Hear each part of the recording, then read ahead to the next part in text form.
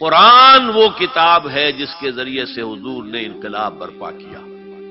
قرآن کی آیات سناؤ، یہ میگنیٹ سلیم الفطرت لوگوں کو کھینچ لے گا۔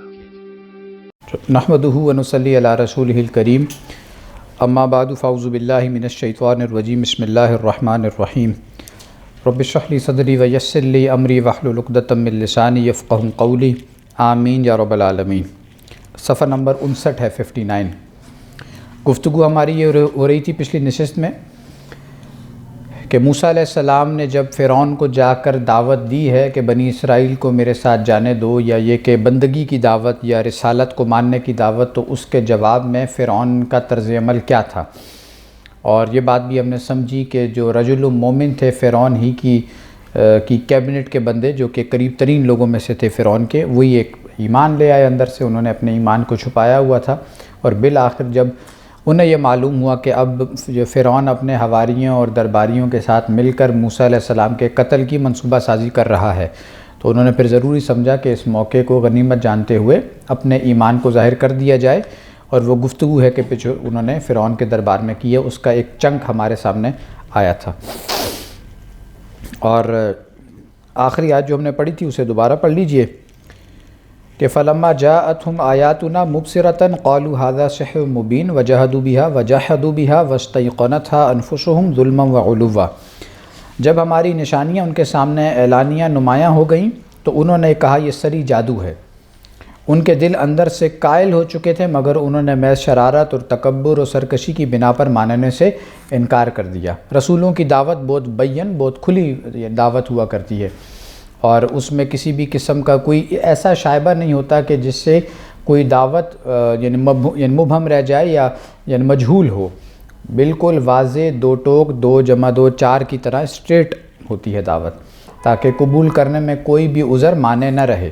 لیکن انہوں نے پھر بھی انکار کیا، تو اس کی وجہ قرآن کیا بتا رہا ہے؟ تکبر، عناد، بغض، عداوت، اپنا کوئی گھمنڈ، ان سب کو آپ جمع کر لیں تو ویسٹڈ انٹرسٹ، شرارت، جو بھی کہہ لیں۔ ایک اور مجلس کا نقشہ قرآن یوں کھینچتا ہے، قال لهم موسیٰ ویلکم لا تفتروا علی اللہ کذبا فیسحتکم بعذاب وقد خاب من افترا فتنازعوا امرهم بینہم واسروا النجوى قالوا ان هذان لساحران یریدان ان یخرجاکم من ارضکم بسحرہما ویذہبا بطریقتکم المثلی۔ یہ ہے جو ایک سیاسی چال آپ کہہ لیں فرعون نے جو چلی اپنے لوگوں کو مطمئن کرنے کے لیے۔ وہ کیا ہے؟ موسیٰ علیہ السلام نے ان سے کہا تم پر افسوس ہے، اللہ پر جھوٹ افطرا نہ باندھو ورنہ وہ سخت عذاب سے تمہیں تباہ کر دے گا۔ اور افطرا جس نے بھی باندھا ہے وہ نامراد ہو کر ہی رہا ہے۔ یہ سن کر لوگ آپس میں رد و قد کرنے لگے، اور خفیہ مشورہ ہوا جس میں کہنے والوں نے کہا یہ دونوں موسیٰ ہارون تو جادوگر ہیں۔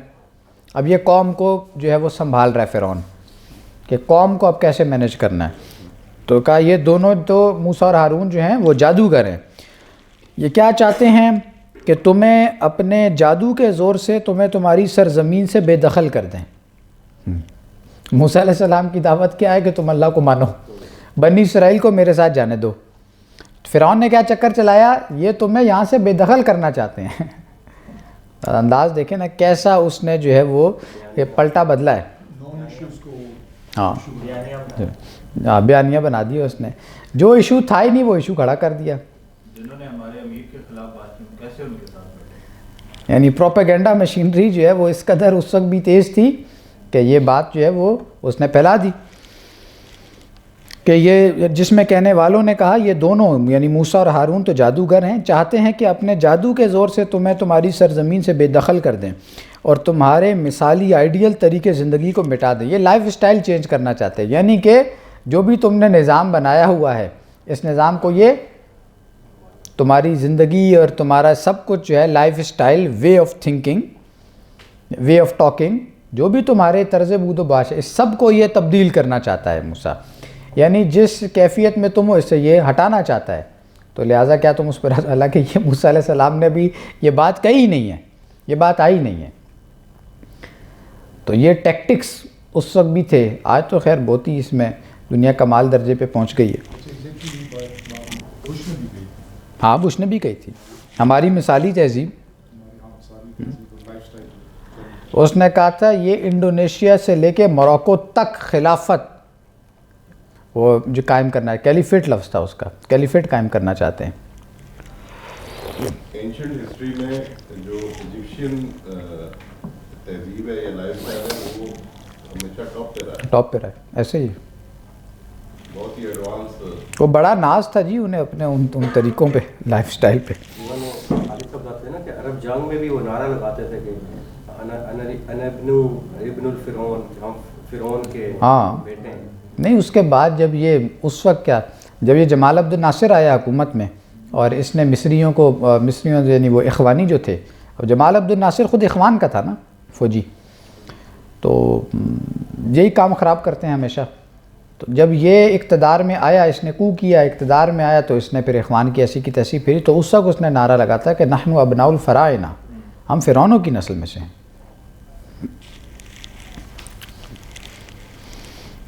ظاہر ہے کہ اللہ کے عذاب سے ڈرانے اور افطرا کے انجام سے خبردار کرنے پر ان کے درمیان رد و قدا اسی لیے شروع ہو گئی تھی کہ ان لوگوں کے دلوں میں کہیں تھوڑا بہت اثر خدا کی عظمت اور اس کے خوف کا موجود تھا، لیکن جب ان کے قوم پرست حکمران طبقے نے سیاسی انقلاب کا خطرہ پیش کیا اور کہا کہ موسیٰ علیہ السلام اور ہارون علیہ السلام کی بات ماننے کا انجام یہ ہوگا کہ مصریت پھر اسرائیلیت سے مغلوب ہو جائے گی، تو ان کے دل پھر سخت ہو گئے اور سب نے بالاتفاق رسولوں کا مقابلہ کرنے کی ٹھان لی۔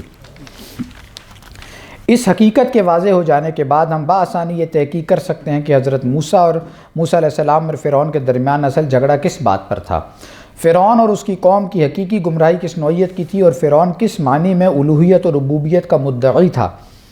اس غرض کے لیے قرآن کی حسب ذیل آیات ترتیب وار ملاحظہ کیجیے۔ نمبر 1، فرعون کے درباریوں میں سے جو لوگ حضرت موسیٰ علیہ السلام کی دعوت کا استحصال کرنے پر زور دیتے تھے، وہ ایک موقع پر فرعون کو خطاب کرتے ہوئے کہتے ہیں اتذر موسیٰ وقومہ لیفسدوا فی الارض ویذرک وآلہتک، کیا آپ موسیٰ اور اس کی قوم کو چھوڑ دیں گے؟ اب یہ وہ جو ہوتے ہیں نا شاہ سے بڑھ کے شاہ کے وفادار، یہ وہ طبقہ ہر جگہ پہ چونکہ مشہور ہوتا ہے، گڈی چڑھانے والا، چمچہ گیروں کا سب سے بڑا چونکہ وہ مسئلہ یہ ہوتا ہے کہ بادشاہ اوپر سے گیا تو چمچہ گیر ویسے ہی گئے، تو اپنی جو ہے وہ اپنے یعنی یہ بھی وہ یوں سمجھیں نا سروائیول آف دا فٹسٹ کی جنگ ہے نا، اپنے سروائیول کا خطرہ انہیں بھی پڑ گیا کہ نظام اوپر سے گیا تو ہمارے جتنے بھی یہ عیاشیاں اور آنیاں جانیاں لگی ہوئی ہیں، یہ پروٹوکول کی گاڑیاں اور یہ ہٹو بچوں والے، یہ سارے کے سارے نظام ختم ہوا تو یہ سب ختم ہو جائے گا۔ جب بھی یہ جو ہے نا نظام کی تبدیلی کی جب بات ہوتی ہے نا، تو یہ جو بیوروکریسی ہے، یہ بیوروکریسی، یہ ٹیکنوکریسی، وہ چاہے سول کی ہو یا ملٹری کی ہو، مطلب یہ تو چیزوں کو آگے پیچھے کرنے میں بہت ہی ماسٹر لوگ ہوتے ہیں، اور سب سے بڑی رکاوٹ بعض اوقات یہی لوگ بن جاتے ہیں، اسٹیک ہولڈر نے رہا۔ تو وہ کھڑے ہوئے تو انہوں نے فرعون کو کہا کیا آپ موسیٰ اور اس کی قوم کو چھوڑ دیں گے کہ وہ ملک میں فساد پھیلائے؟ یعنی رسول آیا ہے اصلاح کی دعوت لے کر، اس کو کیا بنا دیا؟ فسادی، کہ وہ ملک میں فساد پھیلائے اور آپ کے الہوں کو چھوڑ دے۔ اس کا مطلب کیا ہے؟ فرعون کے بھی کوئی الہ تھے، ان معنوں میں وہ اپنے آپ کو معبود اور الہ جو ہے کہلوانے کا وہ مدعی نہیں تھا، اس کا چکر کوئی اور تھا۔ دوسری طرف انہی درباریوں میں سے جو شخص حضرت موسیٰ علیہ السلام پر ایمان لے آیا تھا، وہ ان کو خطاب کر کے کہتا ہے کہ تدعوننی لأکفر باللہ واشرک بہ ما لیس لی بہ علم، تم مجھے اس طرح بلاتے ہو کہ میں اللہ سے کفر کروں اور اس کے ساتھ انہیں شریک کروں جن کے شریک ہونے کے لیے میرے پاس کوئی علمی ثبوت نہیں ہے، یعنی کہ وہ کچھ اور الہوں کو اللہ کے مقابلے میں شریک ہونے کی دعوت دیا کرتے تھے۔ ان دونوں آیتوں کو جب ہم ان معلومات کے ساتھ ملا کر دیکھتے ہیں جو تاریخ و آثار قدیمہ کے ذریعے سے ہمیں اس زمانے کے اہل مصر کے متعلق حاصل ہوئی ہیں، تو صاف معلوم ہو جاتا ہے کہ فرعون خود بھی اور اس کی قوم کے لوگ بھی ربوبیت کے پہلے اور دوسرے معنی کے اعتبار سے بعض دیوتاؤں کو خدائی میں شریک ٹھہراتے تھے اور ان کی عبادت کرتے تھے۔ ظاہر ہے کہ اگر فرعون فوق الفطری معنوں میں خدا ہونے کا مدعی ہوتا، یعنی اگر اس کا دعویٰ یہی ہوتا کہ سلسلہ اسباب پر وہ خود حکمران ہے اور اس کے سوا زمین و آسمان کا الہ و رب کوئی نہیں ہے، تو وہ دوسرے الہوں کی پرستش نہ کرتا۔ نیچے لکھا ہے فٹ نوٹ میں کہ بعض مفسرین نے محض اس مفروضے پر کہ فرعون خود الہ العالمین ہونے کا دعویٰ رکھتا تھا، سورہ اعراف کی مذکورہ متن آیت میں الہ تک کی کرت اختیار کی ہے، اور الہ یعنی الہ بمانی عبادت لیا ہے، یعنی ان کی کرت کے مطابق آیت کا ترجمہ یوں ہوگا کہ آپ کو اور آپ کی عبادت کو چھوڑ دیں، لیکن اول تو یہ کرت شاذ ہے اور معروف کرت کے خلاف ہے۔ یعنی معروف کرت کیا ہے؟ آلہہ تک، ٹھیک ہے جی۔ تو انہوں نے کیا کرت یہاں پر کی، جو بھی خود ظاہر بات ہے کرت میں تھوڑا بہت اختلاف ہوتا ہے، الہ تک۔ تیسرے، آلہہ کے معنی عبادت کے علاوہ معبود یا دیوی کے بھی ہو سکتے ہیں۔ سورج کے لیے عرب جاہلیت میں آلہہ ہی کا لفظ استعمال ہوتا تھا، اور یہ معلوم ہے کہ بالعموم مصریوں کا صنم اکبر سورج تھا۔ صنم اکبر یعنی سب سے بڑا بت۔ سورج کو مصری زبان میں را کہتے تھے، اور فرعون کا مفہوم را کی اولاد یا را کا اوتار تھا۔ پس در حقیقت فرعون جس چیز کا مدعی تھا وہ صرف یہ تھی کہ میں سورج یعنی دیوتا کا جسمانی ظہور ہوں۔ وہ میں نے پچھلی دفعہ بتائی تھی بات آپ لوگوں کو، جو سر سید احمد خان اور مودی والی، تو یہ بھی ہوتے ہیں تصورات۔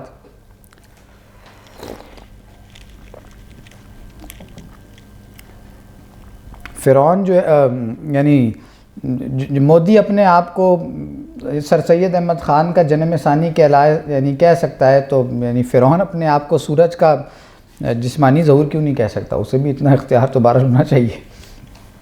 مودی نے پھر عقل کا استعمال کیا، وہ مر جو گئے ہم پھر ان کا وہ بول رہا ہے اس میں سامنے کوئی وہ دو بیک وقت وہ سورج بھی ہے پھر فرعون بھی ہے۔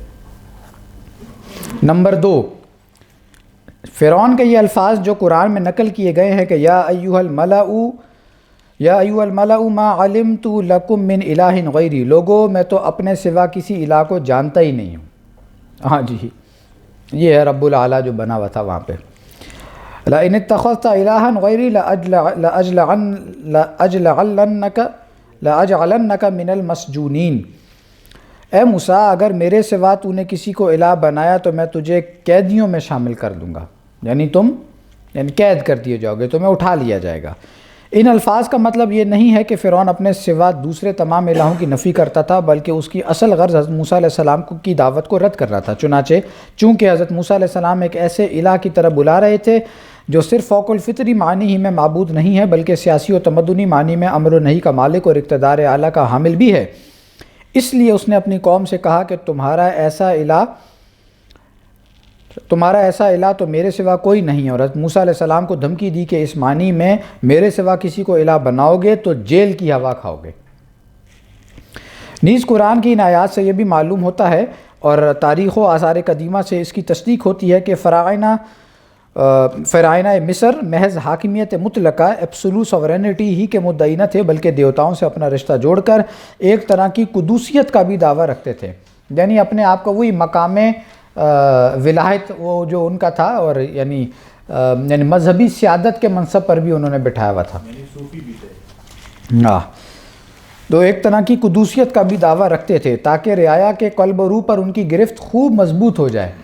یعنی وہ جو کوئی کام دھندے حکمران بنایا کرتے ہیں کہ ساتھ میں مذہبی قسم کے بھی لوگوں کی وہ ان یار اب یہ اخلاقی اور ایمانی تو نہیں، روحانی ضروریات یا چلیں باطنی ضروریات ہر شخص کی ہوتی ہیں، ان کو سیٹسفائی کرنے کے لیے بھی کوئی نہ کوئی دھندا چلا کے رکھنا۔ ہاں، مطلب یہ آج کل بھی ہے نا، یہ پورا ایک نظام ہے، یہ پورا نیٹ ورک ہوتا ہے۔ وہ جو عبداللہ ابن مبارک رحمۃ اللہ علیہ نے فرمایا تھا نا کہ وما افسد الدین الا الملوک الاحبار سوء ورهبانها، کہ دین میں فساد نہیں یعنی مچایا مگر الا الملوک، مگر بادشاہوں نے، اور الاحبار السوء علماء سو نے، ورهبانها اور جعلی پیروں نے۔ تو یہ تسلیس ہے، ہر جگہ رہی ہے، اور الفاظ کے وما افسد الدین الا الملوک ہمیشہ سے ہی ایسے ہوا ہے۔ ہمارے ہاں بھی یہی ہوا، پھر بعد میں یہی ٹرائکا بنتا ہے، یہی تسلیس بنتی ہے جو سارا فساد مچاتی ہے۔ آج بھی اگر ہم چیزوں کو اٹھا کر دیکھیں نا تو یہ ہے یا نہیں، یعنی جو صاحب آ کے الیکشن بھی لڑنا ہے تو وہ بھی پیچھے سے گدی نشین بھی ہیں، ان کا بھی پورا ایک یعنی سلسلہ ہے، دھندا ہے پورا، تو وہ جو چل رہا ہے، گدیاں بھی گدیوں پہ جھگڑے بھی ہیں، اب تو ویڈیوز بھی بن جاتی ہیں۔ پھر اس کے علاوہ یہ کہ جو بھی حکمران طبقہ ہو، وہ پنڈی کا ہو یا اسلام آباد کا ہو، تو انہوں نے جا کے ہر آستانے پہ ماتھا بھی ٹیکنا ہے، دعائیں بھی وہیں سے کروانی ہیں۔ ہر حکمران کا ایک پیر ہے، ہر جرنیل صاحب کا ایک پیر ہے، یعنی پرویز مشرف کا بھی پیر تھا، سب کو پتہ ہے۔ ضیاء الحق کا بھی پیر تھا، ایوب خان کا بھی پیر تھا، ان سب کے پیر تھے۔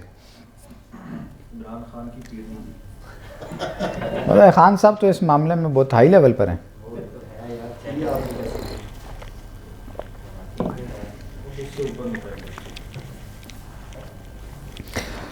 تو یعنی یہ ایک دھندا پورا جو ہے وہ چلانا پڑتا ہے، اسی کے تحت یہ آپ کا نظام جو ہے وہ مضبوط رہتا ہے، گرفت اس کی مضبوط ہوتی ہے۔ وہ کیا شعر ہے اقبال کا، سلطنت نامی نظم ہے نا، آپ بتاؤں تجھ کو تفسیر آیا ان الملوک، سلطنت اقوام میں غالب کی ہے ایک جادوگری، خواب سے بیدار ہوتا ہے ذرا محکوم مگر پھر سلا دیتی ہے اس کو حکمراں کی ساحری، خون اسرائیل آخر آ جاتا ہے جوش میں، توڑ دیتا ہے کوئی موسیٰ طلسم سامری۔ اس کے بعد ہے وہ شعر مشہور، سروری زیبا فقط اس ذات بے ہمتا کو ہے، حکمراں ہے ایک وہی باقی بتانے آزری۔ اس معاملے میں تنہا فرائنہ ہی منفرد نہیں ہے، دنیا کے اکثر ملکوں میں شاہی خاندانوں نے سیاسی حاکمیت کے علاوہ فوق الفطری الوہیت اور ربوبیت میں بھی کم و بیش حصہ بٹانے کی کوشش کی ہے، اور رعیت کے لیے لازم کیا ہے کہ وہ ان کے آگے عبودیت کے کچھ نہ کچھ مراسم ادا کرے، لیکن دراصل یہ محض ایک ضمنی چیز ہے، اصل مقصد سیاسی حاکمیت کا استحکام ہوتا ہے، اور اس کے لیے فوق الفطری الوہیت کا دعویٰ محض ایک تدبیر کے طور پر استعمال کیا جاتا ہے۔ اسی لیے مصر میں اور دوسرے جاہلیت پرست ملکوں میں بھی ہمیشہ سیاسی زوال کے ساتھ ہی شاہی خاندانوں کی الوہیت بھی ختم ہوتی رہی ہے، اور تخت جس کے پاس گیا ہے الوہیت بھی اسی کی طرف منتقل ہوتی چلی گئی ہے۔ یعنی سیاسی استحکام کے لیے یہ والا دھندا شروع کرنا بھی ضروری ہے، اس کے بغیر ظاہر سیاسی استحکام رہتا نہیں ہے۔ یعنی آج بھی یہ ایک ہوتا ہے نا کہ حکمران کوئی آیا ہے، پھر ساتھ میں ایسے لوگ چاہیے ہوتے ہیں جو بتائیں جی ہمیں خواب میں یوں ہوا ہے ایسا ہوا، مطلب اس سے یہ ہے کہ عام سادہ لوگ جو ہیں وہ اس کے گھیرے میں آ کر رکھیں، پتہ چلے جناب بہت ہی کوئی اللہ والے صاحب ہے، چھڑی جو ہے دائیں ہاتھ میں پکڑائی گئی ہے کہ بائیں میں پکڑائی گئی ہے، بعد میں یوں ٹرن لے لو، اس سے کیا ہے؟ یعنی جو مرضی بکنا ہے رسول اللہ کے نام پر بکو، کھلی چھوٹ ہے یہاں، یہ پورا دھندا ہے، یہ پورا نیٹ ورک ہے۔ ہاں نیا خواب گھڑ لو، اس میں کیا ہے؟ ہاں یو ٹرن لے لو، یو ٹرن تو ویسے ہی جو ہے عظیم لیڈر لیا کرتے ہیں، تو آپ جب تک یو ٹرن نہیں لیں گے تو عظیم لیڈر بنیں گے نہیں۔ اور ایسے بھی ہوں دربار میں اچھا یہ درباری مولوی ہر دور میں رہے ہیں، یہ صرف مسلمانوں کے ساتھ کیا ہے یا یہ یورپ میں بھی ہے؟ ہر جگہ۔ یعنی آپ اندازہ کیا وجہ ہے کہ جس کی بنیاد پر عیسائیوں نے پھر پادری صاحب کو اور مذہب کو اٹھا کر اتنا دور پھینکا ہے کہ وہ نام نہیں لیتے اب، تو کوئی پرسیکیوشن ہے نا جو بھگتا ہے انہوں نے مولویوں کا اپنے، اور کچھ خرابیاں ہیں کہ جو وہاں کے لوگوں نے پیدا کی ان مولویوں نے، کیوں سیاسی استحکام اپنا جو ہے وہ برقرار رکھنا ہے، یہی ارباب من دون اللہ ہوتے ہیں۔ ایک سائڈ پہ بادشاہ ان کا استحصال کر رہے تھے، دوسری سائڈ پہ یہ ہاں بالکل، یہ درباری مولوی یہی تو کام ہے ان کا۔ اکبر نے بھی ساتھ سپورٹ لیے کھڑے کیے تھے، تو ہاں ابو الفیض اور فیضی، ہر دور میں یہ رہا ہے معاملہ۔ آج کل دیکھیں نا وہ کیا نام ہے ہمارے مولانا صاحب کا، یعنی وہ کسی کے ساتھ ہر حکومت کا وہ حصہ ہے۔ ہمارے حکومت ساتھ ہوتے ہیں ہر جگہ کا شہد چکتے ہیں، شہد کی حالانکہ وہ ایزیلی ہر جگہ فٹ ہو جاتے ہیں۔ نمبر 3، فرعون کا اصلی دعویٰ فوق الفطری خدائی کا نہیں بلکہ سیاسی خدائی کا تھا، یہ اہم ترین بات ہے۔ وہ ربوبیت کے تیسرے، چوتھے اور پانچویں معنی کے لحاظ سے کہتا تھا کہ میں سرزمین مصر اور اس کے باشندوں کا رب اعلیٰ یعنی اوور لارڈ ہوں، اس ملک اور اس کے تمام وسائل و ذرائع کا مالک میں ہوں، یہاں کی حاکمیت مطلقہ کا حق مجھی کو پہنچتا ہے، یہاں کے تمدن و اجتماع کی اساس میری ہی مرکزی شخصیت ہے، میں ہوں تو زندگی ہے، میں ہوں تو ملک ہے۔ یعنی ضیاء الحق صاحب نے فرمایا تھا نا کہ ملک کے لیے ضروری ہے کہ میں اقتدار میں رہوں، ایسا کو خناس بھر جاتا ہے لوگوں کے ذہنوں، انہوں نے تو اسلام کے لیے بھی ہاں اسلام کے لیے جو اسلام کہ میں ہاں جو اسلام چاہتا ہے وہ مجھے ووٹ دے۔ 5 یا 10 سال کے لیے۔ اچھا یہ جو لارڈ کا یہاں لفظ ہے رب اعلیٰ اوور لارڈ، یہ جو عدالتوں میں ہمارے مائی لارڈ کر رہے ہیں، یہ کس معنی؟ یہ سارا وہی ہے، یہ پیچھے اصل میں اب یعنی آپ نے جانا ہے تو جھک کے پیش ہونا ہے عدالت میں، یعنی آپ سیدھے کھڑے ہو کے تو پیش نہیں ہو سکتے. وکلاء کو اگر آپ نے دیکھا ہو کہیں اندر کارروائی کسی نے تو وہ جب جاتے ہیں تو جھکتے ہیں, جب آپ نے واپس ہونا ہے تو جھک کے واپس ہونا ہے. یہ ججز بھی تو پھر اپنے آپ کو فرعون سے کم تھوڑی, تو اور کیا, چھوٹے چھوٹے خدا ہیں. یہاں ہر ایک مائی باپ ہے. اور یہ پیچھے وہی یہ لعنتیں ساری چھوڑ کے گیا ہے وہ انگریز, پورا جو نظام ہے وہ تو اس کا دیا ہوا ہے.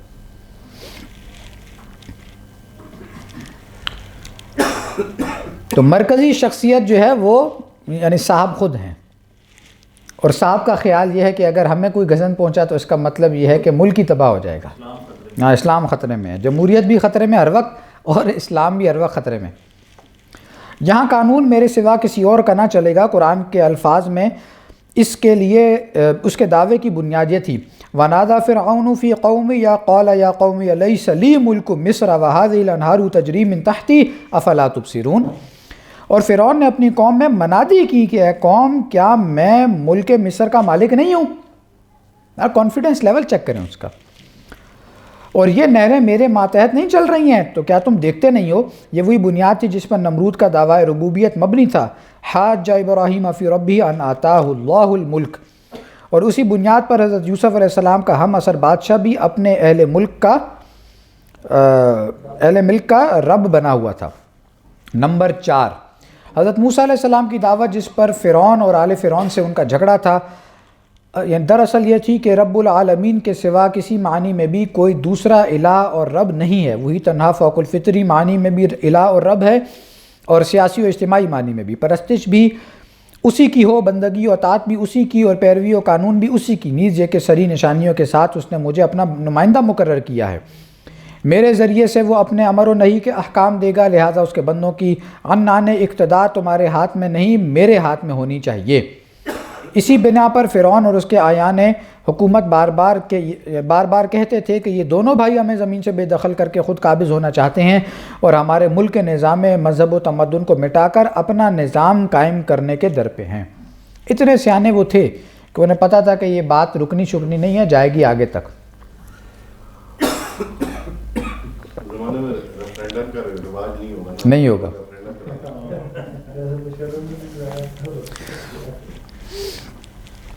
وَلَقَدْ أَرْسَلْنَا مُوسَىٰ بِآيَاتِنَا وَسُلْطَانٍ مُّبِينٍ إِلَىٰ فِرْعَوْنَ وَمَلَئِهِ فَاتَّبَعُوا أَمْرَ فِرْعَوْنَ وَمَا أَمْرُ فِرْعَوْنَ بِرَشِيدٍ. ہم نے موسیٰ علیہ السلام کو اپنی آیات اور سری نشان ماموریت کے ساتھ فرعون اور اس کے سرداران قوم کی طرف بھیجا تھا, مگر ان لوگوں نے فرعون کے امر کی پیروی کی, حالانکہ فرعون کا امر راستی پر نہ تھا, یعنی وہ تو گمراہ شخص تھا. لیکن قوم نے کیا کیا؟ قوم کے سرداروں نے اور بقیہ قوم نے پیروی کس کی؟ فرعون کی.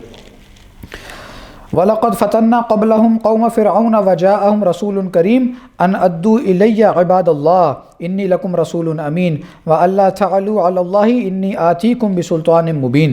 اور ہم نے ان سے پہلے فرعون کی قوم کو آزمائش میں ڈالا تھا. ایک معزز رسول ان کے پاس آیا اور اس نے کہا کہ اللہ کے بندوں کو میرے حوالے کر دو, میں تمہارے لیے امانت دار رسول ہوں, اور اللہ کے مقابلے میں سرکشی نہ کرو, میں تمہارے سامنے سری نشان ماموریت پیش کرتا ہوں. یعنی بار بار جو بات سامنے آ رہی ہے وہ یہ کہ اللہ تعالیٰ کی بندگی ان معنوں میں قوم کو میرے ساتھ جانے دو, اور میں اللہ تعالیٰ کی طرف سے رسول بنا کر بھیجا گیا ہوں تمہاری طرف. اِنَّا أَرْسَلْنَا إِلَيْكُمْ رَسُولًا شَاهِدًا عَلَيْكُمْ كَمَا أَرْسَلْنَا إِلَىٰ فِرْعَوْنَ رَسُولًا فَعَصَىٰ فِرْعَوْنُ الرَّسُولَ فَأَخَذْنَاهُ أَخْذًا وَبِيلًا. اے اہل مکہ, ہم نے تمہاری طرف ایک رسول بھیجا ہے جو تم پر گواہی دینے والا ہے, اسی طرح یعنی جیسے ہم نے فرعون کی طرف رسول بھیجا تھا, پھر فرعون نے اس رسول کی نافرمانی کی تو ہم نے اسے سختی کے ساتھ پکڑا. فَأَخَذْنَاهُ أَخْذًا وَبِيلًا, سختی کے ساتھ پکڑ لیا اس کو. قَالَ فَمَن رَّبُّكُمَا يَا مُوسَىٰ قَالَ رَبُّنَا الَّذِي أَعْطَىٰ كُلَّ شَيْءٍ خَلَقَهُ ثُمَّ هَدَىٰ. فرعون نے کہا, موسیٰ اگر تم نہ دیوتاؤں کو رب مانتے ہو نہ شاہی خاندان کو, تو آخر تمہارا رب پھر کون ہے؟ موسیٰ علیہ السلام نے جواب دیا, ہمارا رب وہی ہے جس نے ہر چیز کو اس کی مخصوص ساخت عطا کی اور پھر اسے اس کام کے کرنے کا طریقہ بتایا. یعنی ہر ایک کی تقدیر مہیا رکھی اللہ تعالیٰ نے, اور پھر ہدا کا یہاں پر مطلب کیا ہوگا؟ ہر ایک کا فنکشن بھی معین کر دیا, کس نے کیا کام کرنا ہے. تو یہ سارے کا سارا جس نے کیا وہ ہمارا رب ہے.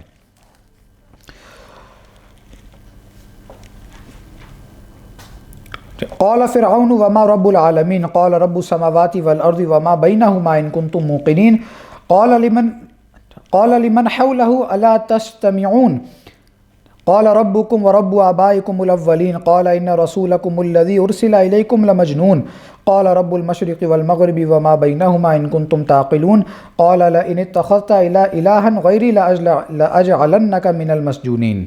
فرعون نے کہا اور یہ رب العالمین کیا ہے؟ موسیٰ علیہ السلام نے جواب دیا زمین و آسمان اور ہر اس چیز کا رب ہے جو ان کے درمیان ہے اگر تم یقین کرنے والے ہو۔ فرعون اپنے گرد و پیش کے لوگوں سے بولا سنتے ہو؟ موسیٰ علیہ السلام نے کہا تمہارا رب جو تمہارا رب بھی اور تمہارے آباء و اجداد کا رب بھی۔ فرعون بولا تمہارے یہ رسول صاحب جو تمہاری طرح بھیجے گئے ہیں بالکل ہی پاگل ہیں معاذ اللہ۔ موسیٰ علیہ السلام نے کہا مشرق اور مغرب اور ہر اس چیز کا رب جو ان کے درمیان ہے اگر تم کچھ عقل رکھتے ہو۔ یہاں ایک بات نوٹ کرنے والی ہے، موسیٰ علیہ السلام کی گفتگو چل رہی ہے، فرعون انٹرپٹ کر رہا ہے درمیان میں، فرعون ڈائیورٹ کرنے کی کوشش کر رہا ہے۔ اب یہ ذہن میں رکھے دائی کو کیا کرنا ہوتا ہے، اگلا آپ کو الجھائے گا اس ادھر ادھر کے ایشوز میں، آپ نے اس میں نہیں الجھنا، آپ نے اپنی دعوت کو ٹھوک بجا کر پورے شدت کے ساتھ پیش کرنا ہے۔ تو موسیٰ علیہ السلام بالکل بھی فرعون جو بھی انٹروین کر رہا ہے اس کی وجہ سے بہکاوے میں نہیں آ رہے، ڈی ٹریک نہیں ہو رہے، اپنے ٹریک پر ہیں۔ تو موسیٰ علیہ السلام نے کہا کہ مشرق اور مغرب اور ہر اس چیز کا رب جو ان کے درمیان ہے اگر تم کچھ عقل رکھتے ہو۔ اس پر فرعون بول اٹھا کہ اگر میرے سوا تو نے کسی اور کو الہ بنایا تو میں تجھے قیدیوں میں شامل کر دوں گا۔ قال اجئتنا لتخرجنا من ارضنا بسحرک یا موسیٰ، فرعون نے کہا موسیٰ کیا تو اس لیے آیا ہے کہ اپنے جادو کے زور سے ہمیں ہماری زمین سے بے دخل کر دے؟ یعنی چکر چیک کریں فرعون کا۔ وقال فرعون ذرونی یقتل موسیٰ ولیدع ربہ انی اخاف ان یبدل دینکم او ان یظہر فی الارض الفساد، اور فرعون نے کہا مجھے چھوڑ دو کہ میں موسیٰ کو قتل کر دوں اور وہ اپنے رب کو مدد کے لیے پکار کر دیکھے، مجھے خطرہ ہے کہ وہ تمہارے دین کو بدل ڈالے گا۔ ہاں جی، دین کو بدل ڈالے گا، کون؟ موسیٰ، اور ملک میں فساد برپا کرے گا۔ یہی وہ بات جب نبی اکرم صلی اللہ علیہ وسلم نے دعوت پیش کی تو کیا کہا مشرکین مکہ نے اور ساتھ میں منافقین نے بھی کہ یہ کیا کر رہے ہیں؟ فساد مچا رہے ہیں، یہ فسادی ہیں۔ ہم بھی تو فسادی تھے، ہم جب نکلے فسادی تھے۔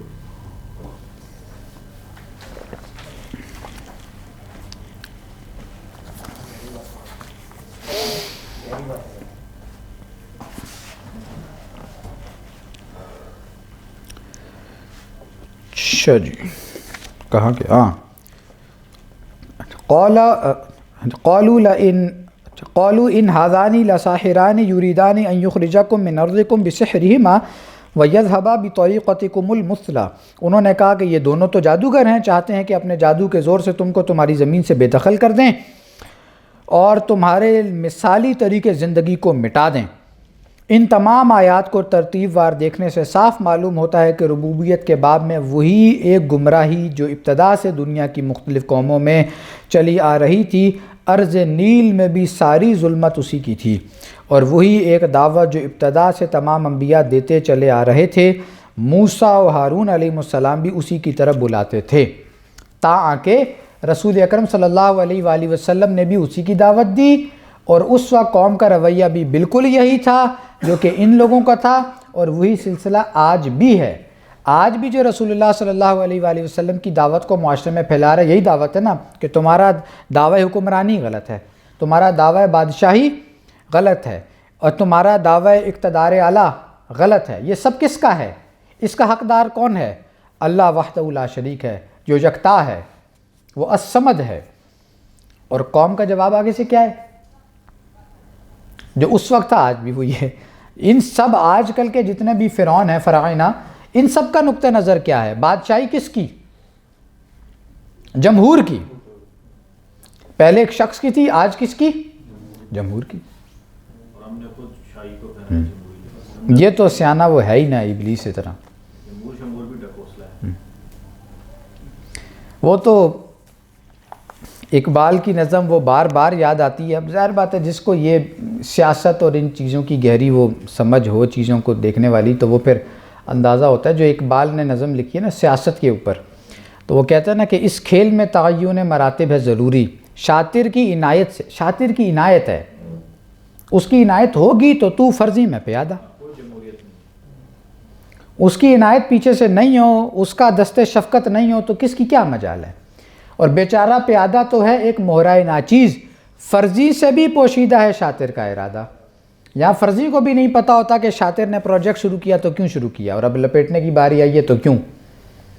تو شاطر تو پیچھے اصل کھلاڑی ہے۔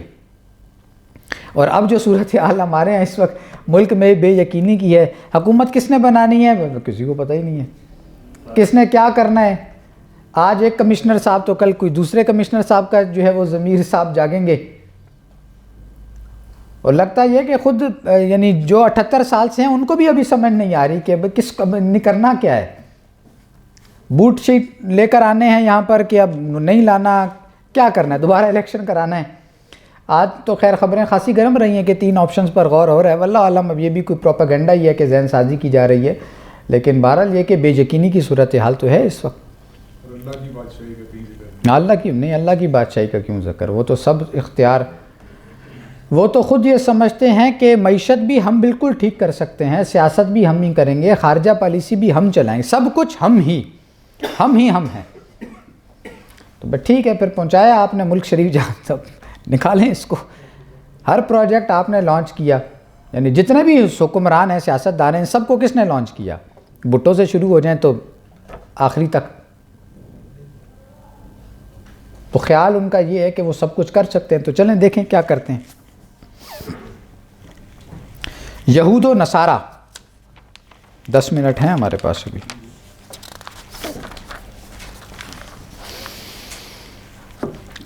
قوم فرعون کے بعد ہمارے سامنے بنی اسرائیل اور وہ دوسری قومیں آتی ہیں جنہوں نے یہودیت اور عیسائیت اختیار کی۔ ان کے متعلق یہ تو گمان بھی نہیں کیا جا سکتا کہ یہ لوگ اللہ کی ہستی کے منکر ہوں گے یا اسے الہ اور رب نہ مانتے ہوں گے، اس لیے خود قرآن نے ان کے اہل کتاب ہونے کی تصدیق کی ہے۔ پھر سوال یہ ہے کہ ربوبیت کے باب میں ان کے عقیدے اور طرز عمل کی وہ کون سی خاص غلطی ہے جس کی بنا پر قرآن نے ان لوگوں کو گمراہ قرار دیا ہے؟ اس کا مجمل یعنی مختصر اجمال سے ہے، مجمل جواب خود قرآن ہی سے ملتا ہے۔ قل یا اہل الکتاب لا تغلوا فی دینکم غیر الحق ولا تتبعوا اہواء قوم قد ضلوا من قبل واضلوا کثیرا وضلوا عن سواء السبیل۔ کہیے کہ اے اہل کتاب، اپنے دین میں ناحق غلو نہ کرو۔ غلو کیا ہوتا ہے؟ حد کو کراس کر لینا، سادہ لفظوں میں حد کو کراس کر لینا، آگے بڑھ جانا، یہ غلو ہے۔ تو اے اہل کتاب، اپنے دین میں ناحق غلو نہ کرو اور ان قوموں کے فاسد خیالات کی پیروی نہ کرو جو تم سے پہلے گمراہ ہو چکی ہیں، جنہوں نے بہتوں کو گمراہی میں مبتلا کیا اور خود بھی راہ راست سے بھٹک گئیں۔ اس سے معلوم ہوا کہ یہودی اور عیسائی قوموں کی گمراہی بھی اصلاً اسی نوعیت کی ہے جس میں ان سے پہلے کی قومیں ابتدا سے مبتلا ہوتی چلی آئی ہیں۔ نیز اس سے یہ بھی پتہ چل گیا کہ یہ گمراہی ان کے اندر غلو فی الدین کے راستے سے آئی ہے۔ اب دیکھیے اس اجمال کی تفصیل قرآن کس طرح کرتا ہے۔ وقالت الیہود عزیر ابن اللہ وقالت النصارى مسیح ابن اللہ۔ یہودیوں نے کہا کہ عزیر علیہ السلام اللہ کا بیٹا ہے، اور نصارہ نے کہا مسیح علیہ السلام اللہ کا بیٹے ہیں۔ لقد کفر الذین قالوا ان اللہ هو المسیح ابن مریم وقال المسیح یا بنی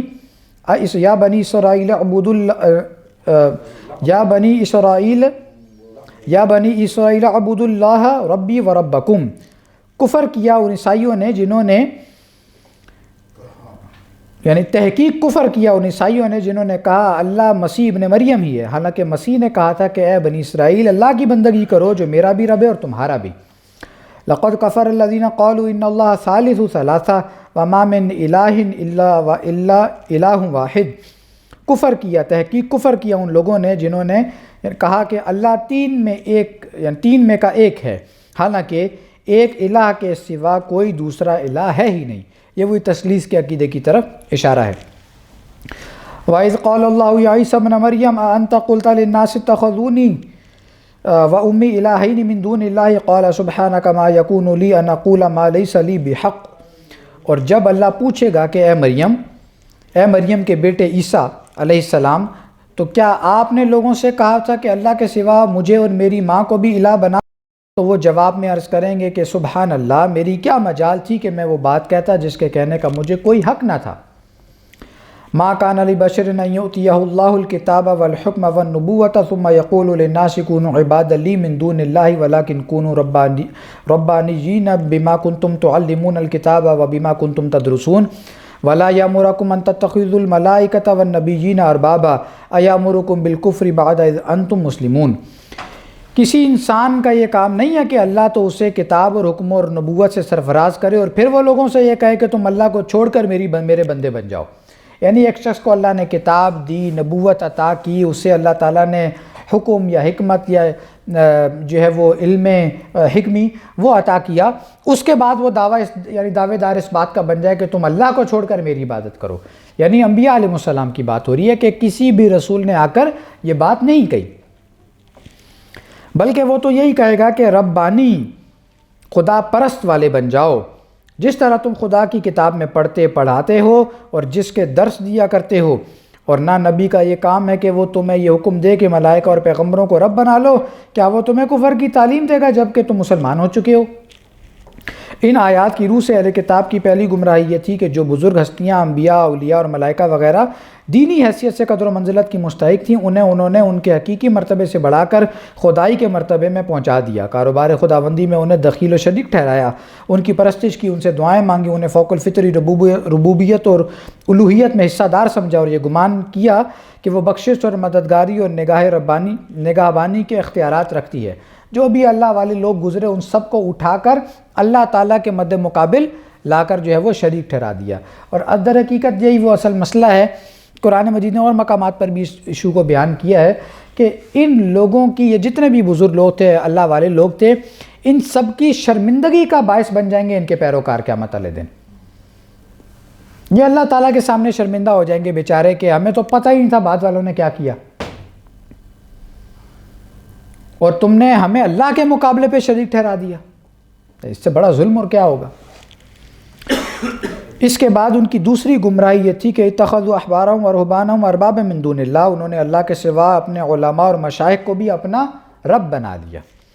یعنی نظام دینی میں جن لوگوں کی حیثیت صرف یہ تھی کہ خدا کی شریعت کے احکام بتائیں اور خدا کی مرضی کے مطابق اخلاق کی اصلاح کریں، انہیں رفتہ رفتہ یہ حیثیت دے دی کہ با اختیار خود جس چیز کو چاہیں حرام اور جسے چاہیں حلال ٹھہرا دیں، اور کتاب الہی کی سند کے بغیر جو حکم چاہیں دیں، جس چیز سے چاہیں منع کر دیں اور جو سنت چاہیں جاری کریں۔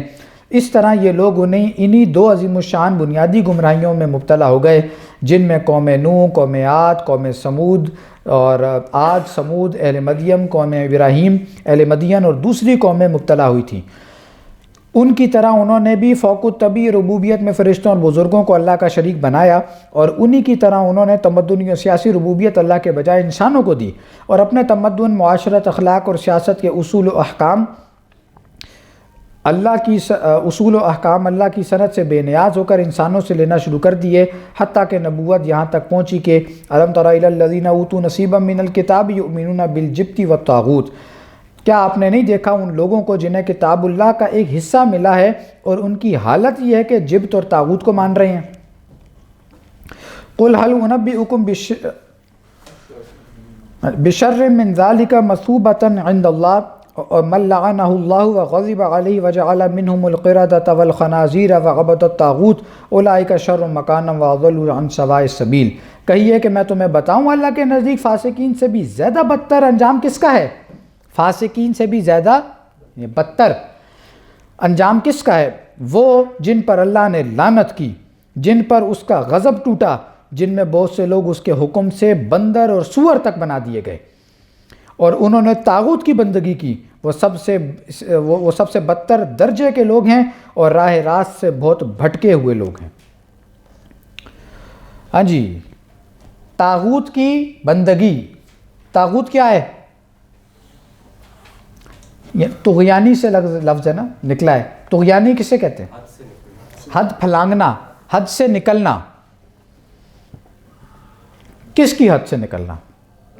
اللہ کی، جو اللہ نے معین کی، اس کے رسول صلی اللہ علیہ وآلہ وسلم نے معین فرمائی۔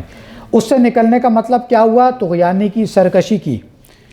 اذهب الى فرعون انه طغى، جائیے فرعون کے پاس، وہ طغیانی میں آیا، یعنی سرکشی کر رہا ہے، یعنی کہ حد پھلانگ رہا ہے. اس کو جا کر اصلاح حال، اس کو دین کی دعوت دینی ہے جا کر.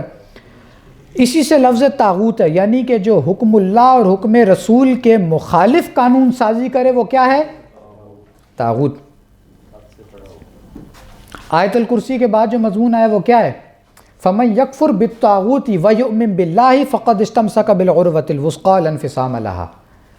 تو طاغوت کا انکار صف اول میں ہے. تو جس نے طاغوت کی پیروی کی، اب یہ نظام طاغوت ہوتا ہے یا نہیں ہوتا، تو اس کی پیروی، اس کو سپورٹ کرنا، وہ بھلے ووٹ دے کے سپورٹ کرنا ہو. آپ نے ووٹ دے کر ان لوگوں کو سپورٹ کیا جو خدا کے مقابلے پر قانون سازی کرتے ہیں. تو اللہ تعالیٰ کے نزدیک فاسقوں سے بھی بدتر یہ لوگ ہیں.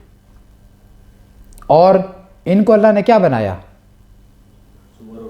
سور اور بندر بنایا. تو مسئلہ اتنا سادہ نہیں ہے، نہ اتنا ہلکا ہے جتنا ہم نے لیا ہوا ہے. حقیقت کیا ہم پڑھتے نہیں ہیں، جب پڑھ لیں تو پتہ چل جائے نا.